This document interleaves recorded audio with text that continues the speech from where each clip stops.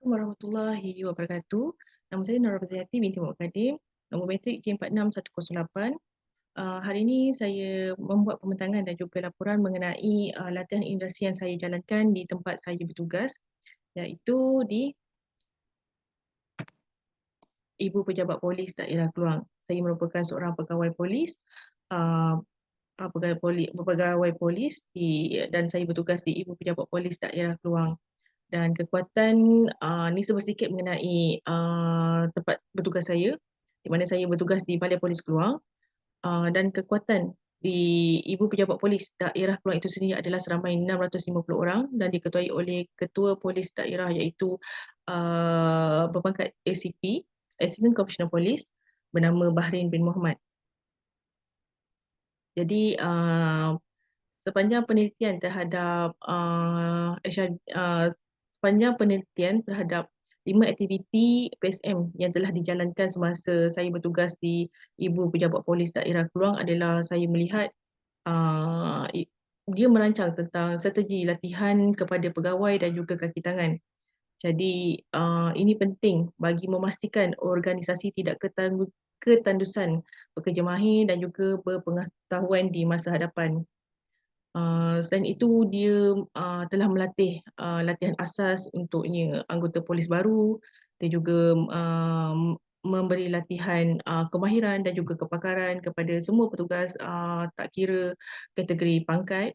Dan ini bertujuan untuk mendapatkan pengetahuan dan juga kepakaran serta secara tidak langsung menyediakan pegawai dan anggota yang baru bertugas khususnya menjadi pakar dalam bidang khas, contohnya dalam cawangan yang dikendalikan. Jadi selain itu, latihan yang diberikan kepada pegawai dan juga kaki tangan adalah latihan pembangunan dan juga latihan pemulihan dan latihan remedial.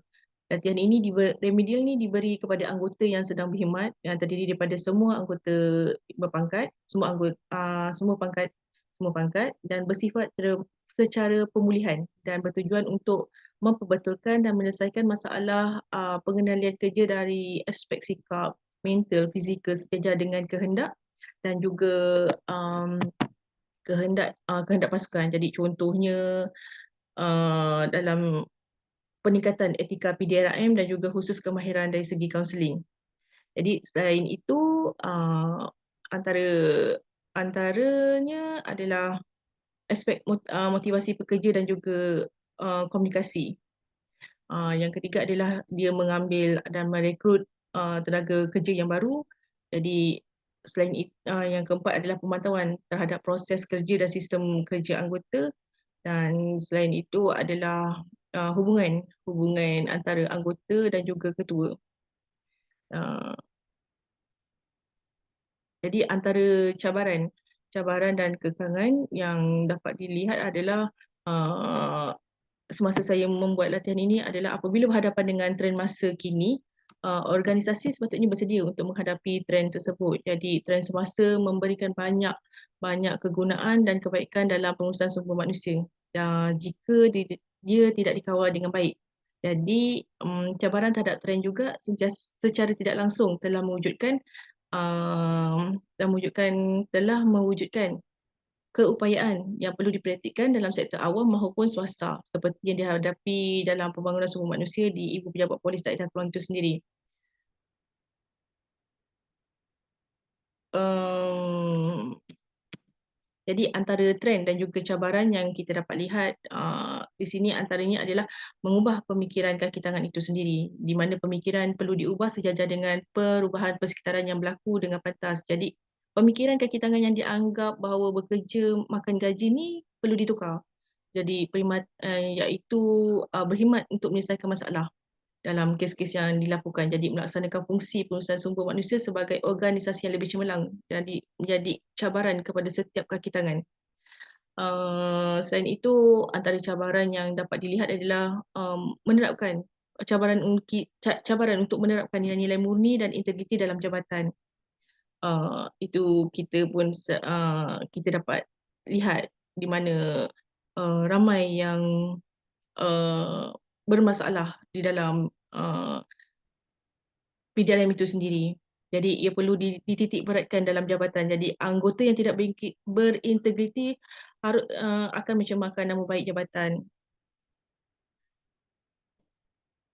Jadi yang ketiga adalah meningkatkan keberkesanan sistem penyampaian perkhidmatan, di mana mempertingkatkan sistem perkhidmatan bagi memenuhi jangkaan tinggi daripada pelanggan adalah amat penting. Jadi ianya dilakukan bagi memperkemaskan proses serta prosedur kerja secara berterusan bagi mengurangkan kerenah birokrasi secara kelewatan dan juga melaksanakan perwakilan kuasa bagi perbuatan keputusan dalam perkhidmatan awam. Selain itu, cabaran yang lain adalah kod etika yang lemah. Kod etika yang lemah ini contohnya sikap negatif yang dilihat seperti macam datang lambat, uh, kerap cuti sakit, lepas tu keluar minum dan tidak pulang ke ofis, lambat masuk kerja, dalam waktu yang sama berniaga semasa membuat kerja hakiki.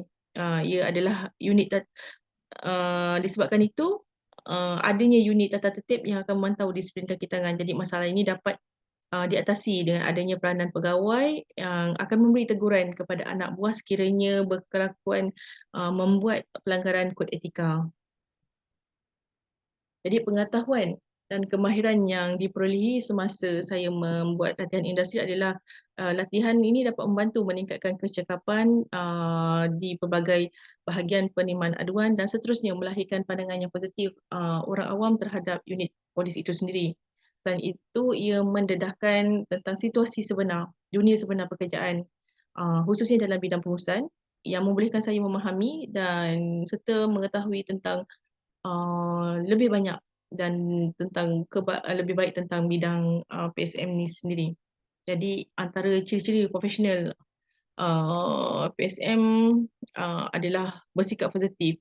Jadi bersikap positif ini di mana saya dapat beberapa orang kaki tangan yang punya sikap sambil lewa bila melakukan kerja. Jadi ia perlu dititik beratkanlah oleh pihak atasan. Jadi selain itu ciri penting yang harus ada pada pengamal PSM adalah disiplin diri. Ia adalah nilai murni dan satu nilai yang sinonim dengan kepimpinan. Jadi kejayaan sebuah organisasi adalah berlandaskan kepada disiplin, baik di peringkat rendah malahan di peringkat tertinggi. Jadi mematuhi dan juga mengamalkan uh, arahan, peraturan dan ketetapan yang disediakan juga adalah salah satu kunci kejayaan dalam sebuah organisasi. Jadi yang kedua adalah ciri profesional seorang PSM adalah bersikap profesionalisme. Di mana maksud ini adalah membawa maksud kepada sifat-sifat kemampuan, kemahiran juga pelaksanaan dalam pelaksanaan sesuatu perkara yang dilakukan oleh seseorang profesional, di mana bermakna setiap anggota harus mempunyai ilmu pengetahuan yang tinggi dan kemahiran yang mencukupi bagi menjalankan tugas tanggungjawab mereka. Jadi ciri-ciri personal ini amat penting dalam latihan kerana ia membantu seseorang untuk berkelakuan dalam situasi yang tertentu. Jadi sikap ini menjadi relevan dan dalam situasi latihan sebab sikap ini menghadkan keberkesanan pelaksanaan tugas secara individu. Jadi yang ketiga adalah nilai etika diri yang tinggi. Jadi etika kerja yang tingkah laku yang dipandang contohnya bersikap positif menjadi satu kepercayaan yang menganggap bahawa kerja itu adalah penting. Jadi lantaran itu etika kerja ni uh, diharapkan menggunakan masa kerja bukan untuk kepentingan peribadi. Jadi lebih bersikap menjaga peraturan demi menjaga imej pejabat awam itu sendiri. Jadi para pekerja seharusnya bersikap positif dalam memberi perkhidmatan yang lebih baik dan mengelakkan orang awam mengkritik organisasi itu sendiri. Jadi antara cadangan yang saya boleh simpulkan adalah sebelum membuat sebarang unjuran atau dasar yang hendak dicapai, perlu ada satu gambaran yang jelas tentang sesebuah organisasi. Jadi sokongan daripada pengurusan atasan perlu jika sesebuah keputusan hendak diambil. Jadi kebudayaan pengurusan organisasi yang cemerlang harus dibentuk melalui strategi-strategi seperti mempraktikkan gaya pengurusan yang telus di semua peringkat termasuk anggota rendah dan juga anggota tinggi berpangkat. Itu sahaja daripada saya. Sekian, terima kasih.